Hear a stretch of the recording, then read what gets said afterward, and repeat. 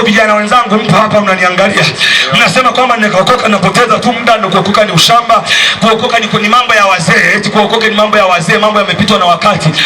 Nimesikia injili mara nyingi sana huwa ninaipita. Ninaomba nikupe kitu hiki.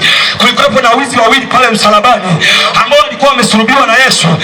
Msalaba ulisimama mbele yao, lakini mmoja alikubali msalaba, mwingine aliamua kutukana msalaba, mwingine akamtukana Yesu, mwingine akasema Yesu tuokoe, Yesu tuokoe, Yesu tuokoe, Yesu tuokoe. Yesu akasema leo hii utakuwa pamoja nami peponi.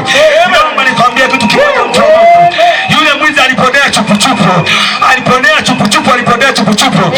Ingekuwa na uwezekano kwamba angekufa na yeye angeenda jehanamu kwa sababu ni mwizi. Bwana Yesu asifiwe. Amen. Wewe kuchagua.